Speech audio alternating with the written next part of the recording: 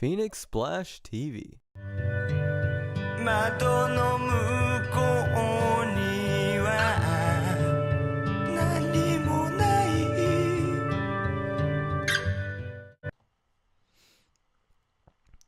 Well, hello there, guys and gals. Now, this is a very special episode because it's pretty much close to my birthday. Usually on my birthday, I kind of make a video that's kind of unique. Sometimes it's me playing the piano, or sometimes it's me playing a video game. This year, I'm going to take advice from a subscriber who told me he wanted to see me go really in depth into the composition of a J-rock song. Now, this is probably not the song he had in mind, but the subscriber's name is Holy Sarun, so this is pretty much your idea that I'm taking into my own hands, so thank you for that. This song is called Rocket, and it's by Jekyll. You might have heard me talk of them before. I like to call them Z.I. Kill because that is just such a cool name for a band. Z.I. Kill. Like, it just sounds so cool for some reason, and I've always called them that. But I know that the right pronunciation is Jekyll, so I'll try to call them that as much as I can through the video. So thanks to Holy Sarun for probably pronouncing that name wrong, but thank you for recommending this style video. Now, this song I've only heard from YouTube, and it really mystified me, which is why I transcribed the entire song, every part, throughout its entirety. Now, you might be wondering, what program am I using? I'm using a program called Guitar Pro. Now, I know I'm a very intense composer, but I actually use Guitar Pro a lot because I compose for rock bands.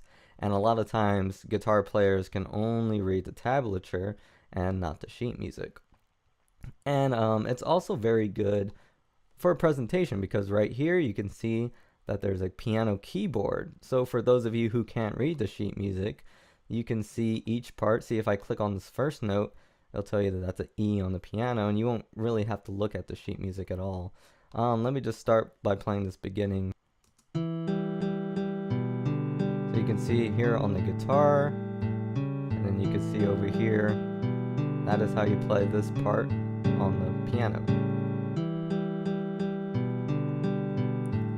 Now, if we look at the instrumentation real quick before we get into the actual composition, there's actually, there's quite a bit of instruments going on.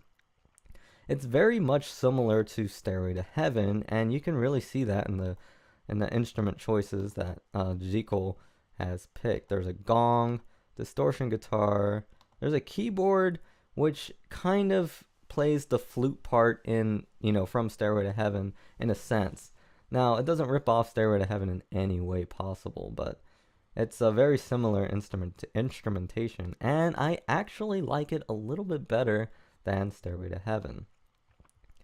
So let's look over here. So on this screen, I'll just strum this down. On this screen, you can see all the different instruments. Over here, see, this is the vocal part, and we'll get into that in a few bits. So I just kind of want to show around this composition. So here's the drum part, and I'm a percussionist, so I could transcribe percussion parts very easily, as well as bass guitar parts as well. See, if I click on the bass guitar, this switches. Now, you might notice that I put a 5-string bass. That's because my bass player, he always plays on a 5-string. So I always use the 5-string. Plus, it makes it easier when I'm transcribing songs and they're in a lower tuning. I could just put it in standard and put the 5-string bass. So it's very convenient that I have a bass player who has a 5-string bass. And yeah, that's all good. So let's start with the song. And if you've heard it, then it's a really unknown song, so we'll just get right into it, and I'll talk about what's going on. Okay, let's start with this riff.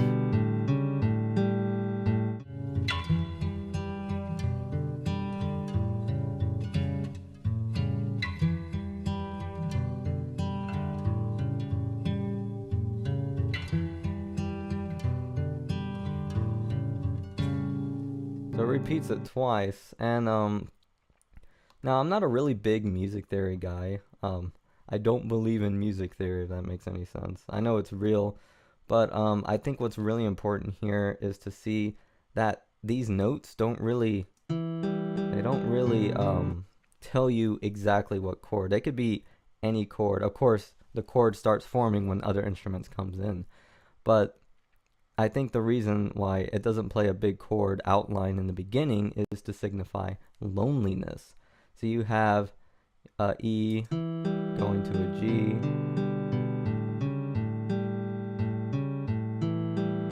So that's a little bit of an E minor chord right there. And minor chords are usually depressing chords. So there's major chords and there's minor chords, and the minor chords are usually when the sad parts happen. But this minor chord is only partial, which makes it even more secluded. So that's what's going on here. And it does outline a G major chord right here. I'm not going to go into the position and all that stuff, 6/4. But yeah, that's the only chord it really outlines. And then we have these chords over here.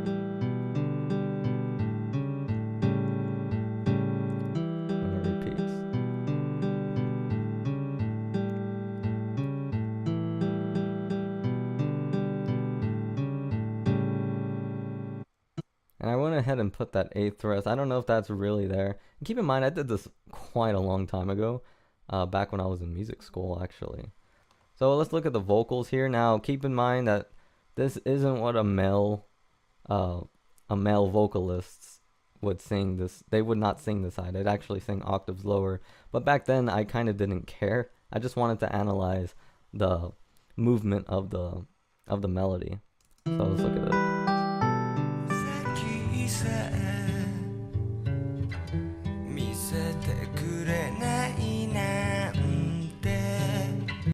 So one thing I found interesting about this melody is that it actually starts on a beat.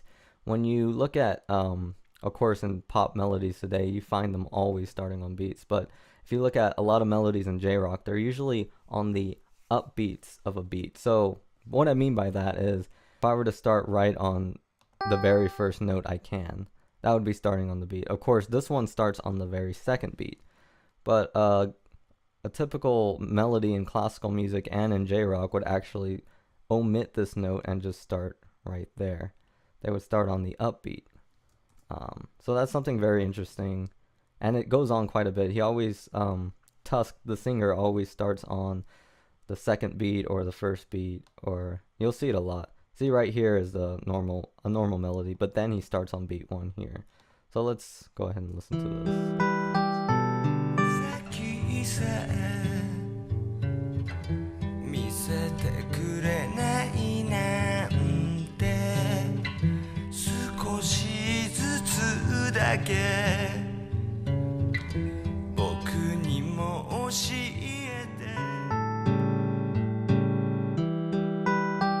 And then it repeats.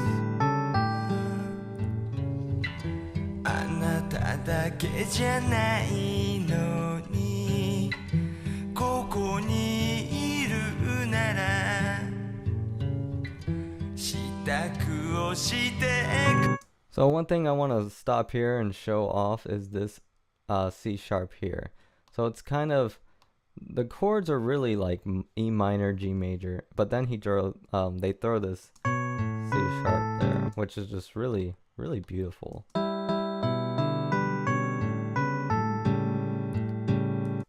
And there's a C sharp there. So it's kind of like so we have an A major chord here actually. Like it kind of becomes, it's a strange chord, but it really works for this song.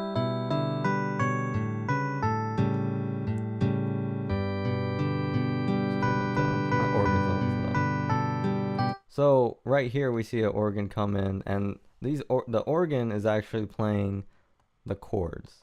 Like it's pretty much completing the chords that the guitar came through, or that the guitar was outlining. And if you look at these tabs, these aren't exactly accurate because with this program, if you switch a song file to another computer, sometimes the tabs get kind of glitched. But it's looking okay right now. It doesn't look like much craziness going on. Because if you play guitar, you can play this G or more like this high E in many different places. There.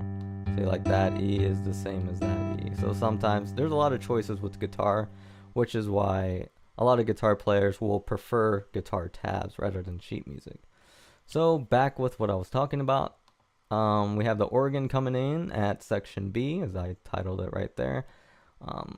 Organ comes in and the melody has changed. So now he's coming in on the upbeat. So let's give this a listen.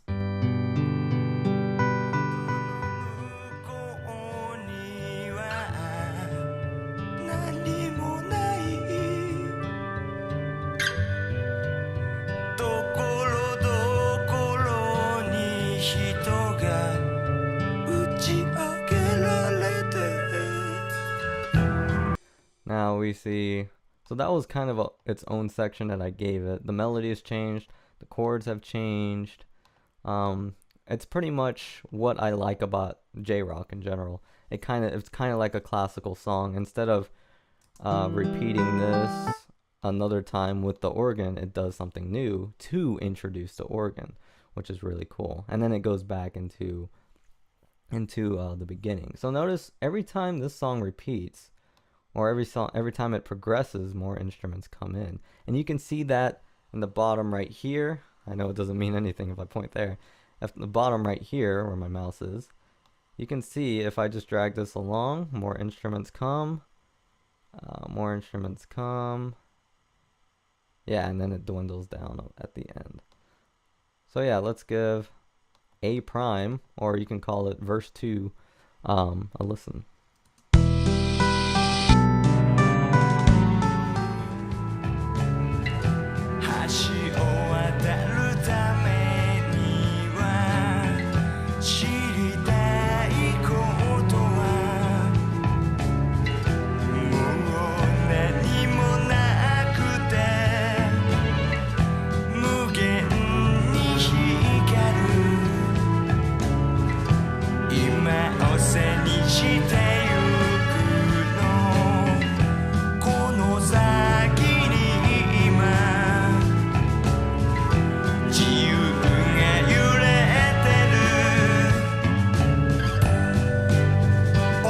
Let's talk a little bit about what we just heard. So we got the snare drum doing these buzz rolls here, but one thing I want to point out is the bass line, which is really creative for this part. See, where are the bass line? And you can look up here. So he plays these, we call them passing tones in music.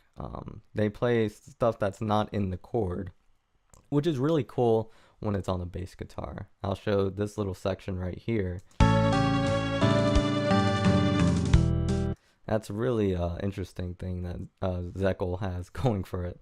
I don't know who writes all the parts, or if the members come up with some of it themselves, but I really like that in the bass line.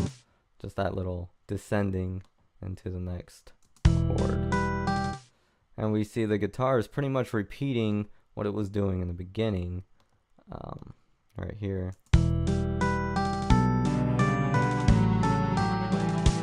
Same thing with the melody and the vocals. So we're gonna start right here, and we're gonna listen, and we'll see what else we can see.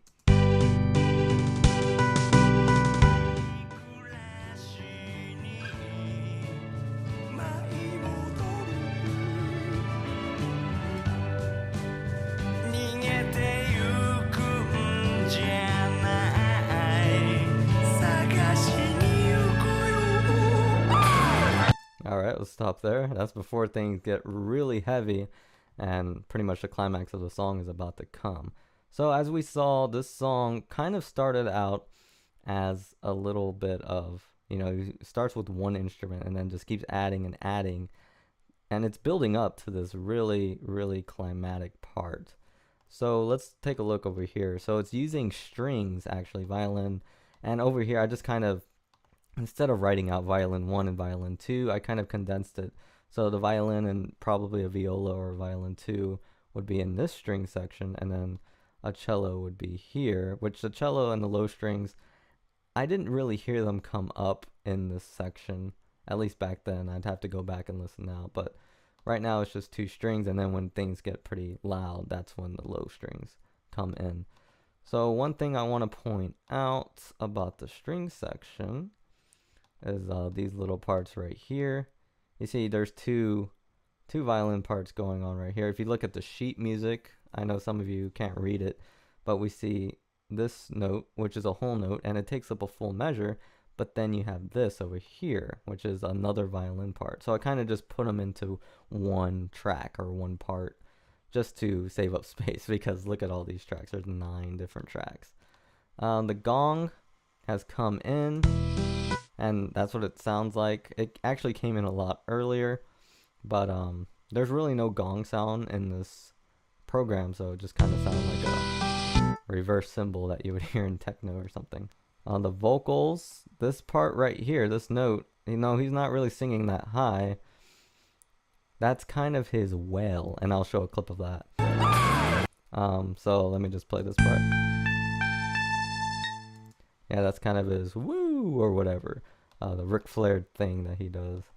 Well, down here, bass line is doing the same thing, and I made this violin up here fade in, which I kind of feel like it's doing. So it starts quiet and then it gets louder, obviously building up to this very climatic part. So watch your headphones for this. I don't know how loud this is going to be, but this part is pretty cool too. Look at the bass line. Bass line is really, really good in this song. We got the drum part right here.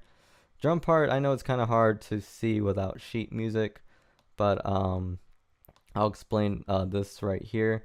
So in a typical drum beat, here's your hi-hats, your crash cymbal, and your bass drum right here, this low note, and the snare drum right here. So much like the violin part, the drum set is kind of a bunch of instruments condensed into one track.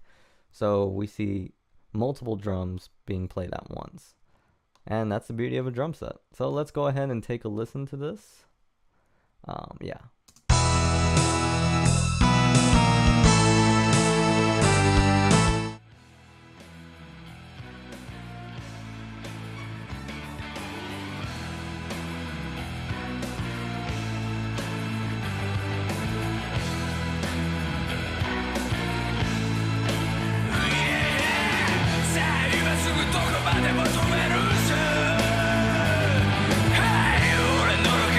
I'm gonna stop it right here because right here Tusk is screaming his lungs out, and back then I really couldn't find a way to put that in standard notation, so I just wrote Tusk screams.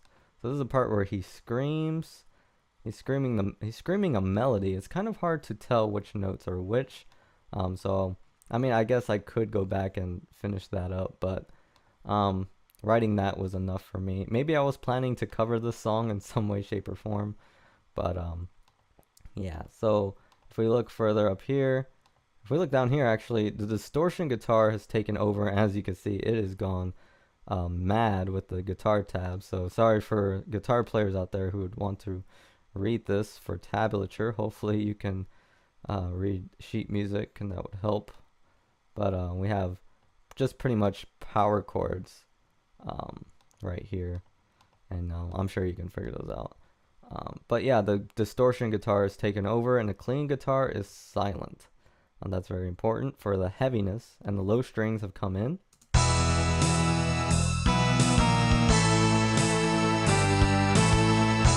And they kind of double just what the electric guitar is doing, except in a lower octave.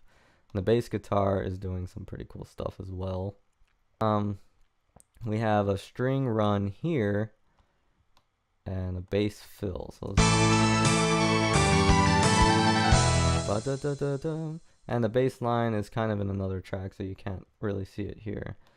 Tusk is screaming. It kind of repeats itself a lot here. So right here I wrote Soha. So if you listen, that's probably not what he's saying exactly, but I kind of put that as a cue just to tell where I was. The guitar solo, I believe I did not write out because it was very, very ad-lib, which means they kind of probably just made it up as they were going. So usually with solos like that, you don't really write them out. But it looks like I wrote out something, so let's see what this is.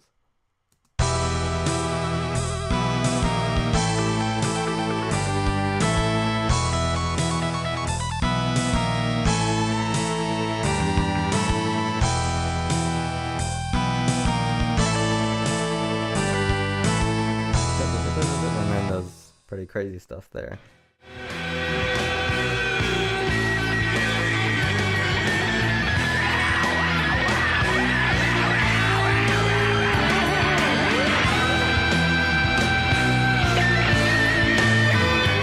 So yeah, as you heard, it was pretty much wild and crazy. And if you were to write that in a standard notation, you would just write ad lib. You would just write that ad lib. So let's keep listening to the song.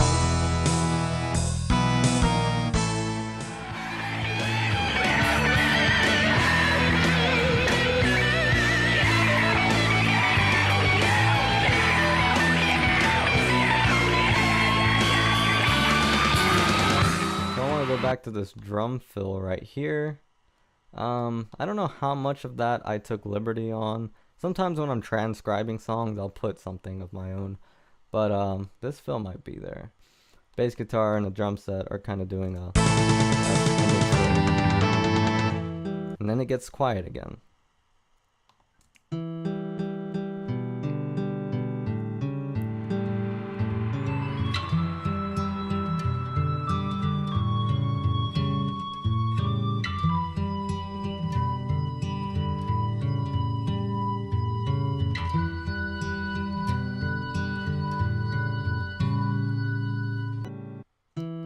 So I kind of want to talk about this little melody that's going on the keyboard.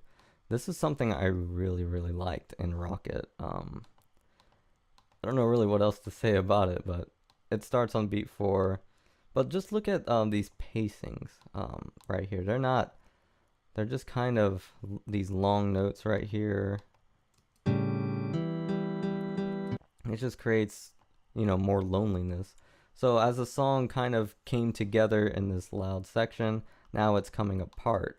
And if you remember in the beginning of the song over here, the organ was kind of setting up the other instruments to come in. So the organ came in first over here in the beginning, and then more instruments came right here. So the organ was kind of the catalyst to bring in the other instruments, and that's what it's used for. Over here, it's used as kind of a farewell, you can say, letting the listener kind of ease out of the other instruments, because it's kind of a sudden shift. It just suddenly shifts to that, so it's kind of like a lasting goodbye to the rest of the the rest of the chords, I guess.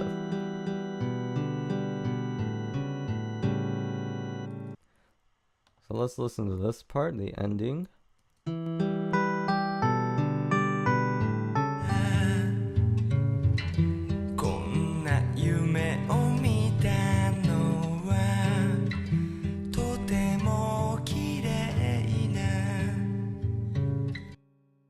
Sounds kind of incomplete, and I don't know if that's exactly the way it ends on their studio version, but the YouTube video that I saw, that's how it ends, and I really like that ending, and I really hope that that's how it actually ends, because that's what really puts this song over the bar for me, is that incomplete ending, which just really amplifies the loneliness of this song. This is one of my favorite songs. Probably might be my favorite J-Rock song. I'm still debating in my head whether it is my favorite or not. But I like this song so much that I transcribed everything in the song, or at least attempted to. I don't know how accurate this is. Sometimes I put my own things, like I said. But I really liked Rocket from Z.I. Kill. And it kind of... you won't see this anywhere on the internet. You won't even see a fan English translation of the song.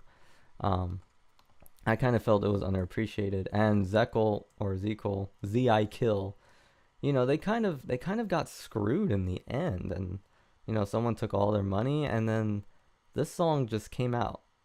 I think it was one of their last albums, if I'm correct.